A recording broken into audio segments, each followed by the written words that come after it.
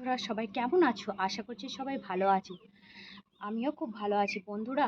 তোমাদের আগের ভিডিওতে অনেক কিছু বলেছি আর কিছুটা বলা হয়নি, তার জন্য আজকের এই ভিডিওটা করা।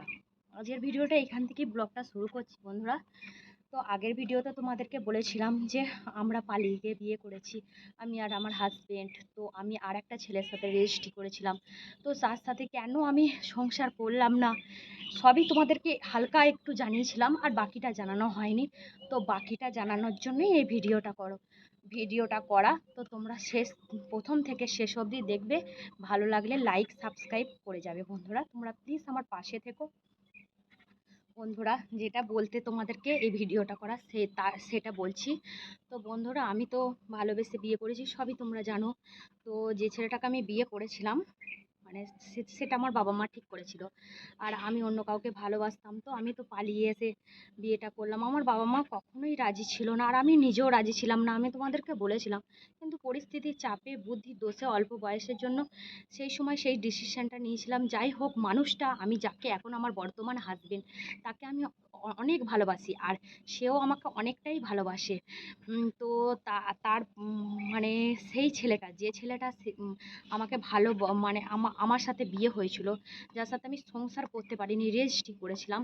তো তোমাদেরকে একটা কথাই বলি, মানে সব সময় পড়াশোনা করে নিজের পায়ে দাঁড়িয়েই কিছু করার ডিসিশন নেবে, কখনো তার আগে কোনো হঠকারিতার সিদ্ধান্ত নেবে না।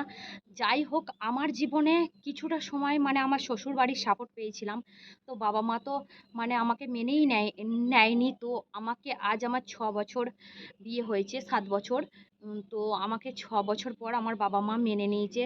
তো তখন কেউ পাশে ছিল না, আমার স্বামীও রোজগার করতো না। তো আমি সেই সময়ে যে স্ট্রাগেলটা পেরিয়ে এসেছি, সেটা মানে অনেকটাই স্ট্রাগল করে আজকে এই জায়গায় পৌঁছেছি। আজকে আমার হাজব্যান্ড একটা ভালো জব করে, তো আমিও এই ইউটিউব ফেসবুক নিয়ে আছি। তো একটা কথাই বন্ধুরা বলবো, তখন সেই সময় দাঁড়িয়ে আমার বাবা মাও যেটা করেছে, আমি আজকে আমার একটা বাচ্চার, আমার একটা মেয়ে আছে, তো আমিও মা হয়েছি, আমিও সেই জায়গায় দাঁড়িয়ে আজকে আমার বাবা মায়ের মতন আমি একই কাজ করতাম। কারণ কোনো বাবা মাই চায় না ছোটোবেলা থেকে একটা ছেলে মেয়েকে, সন্তানকে মানুষ করে তারপরে সেই সন্তানটা নিজের মতন করে বিয়ে করে নিক, তাদেরকে না জানিয়ে। আমাদের সেটাই বড় ভুল হয়েছে। তাই আমি গোটা দুনিয়ার সামনে আজকে তোমাদেরকে বলছি, আমার বাবা মায়ের কাছে আমি ক্ষমা চাইছি, হাত জোর করে করজোড়ে ক্ষমা চাইছি যে সেই দিনের ডিসিশানটা আমার ভুল ছিল, তোমাদেরকে না জানিয়ে বিয়েটা করা। তো আমি অনেক অনেক বড় ভুল করেছি, কিন্তু তোমাদেরকে জানিয়ে যদি করতাম, তাহলে সেটা তোমাদের সম্মতি পেতাম, আরও ব্যাপারটা ভালো হতো। তোমাদেরকে কষ্ট দিয়ে আমি প্রচণ্ড বড় ভুল করেছি। শুধু একটাই কি বন্ধুরা, আমার স্বামী ভালো, আমাকে মানে আমার আমার মতন তো স্বামী সবার ভালো হয় না।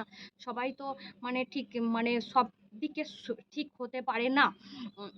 কিন্তু আমার ভাগ্যে আমার স্বামী ভালো, শ্বশুরবাড়ির লোক ভালো। সেই সময় দাঁড়িয়ে আমার বাবা মা আমায় সেই সময় 6 বছর মেনে নেয়নি। আমার অনেক কষ্ট করে, অনেক কষ্ট, বাবা মা মেনে নেয়নি বলে আমি অনেক কষ্ট পেয়েছি, অনেক দুঃখ পেয়েছি বন্ধুরা।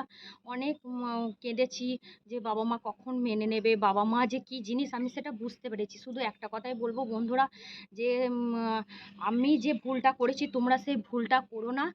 ভালোবাসো, বাবা মাকে জানাও, তাদের সিদ্ধান্ত নাও, তবে বিয়ে করো, তাদেরকে জানিয়ে বিয়ে করো। আমি যেটা করেছি সেটা কখনোই করো না।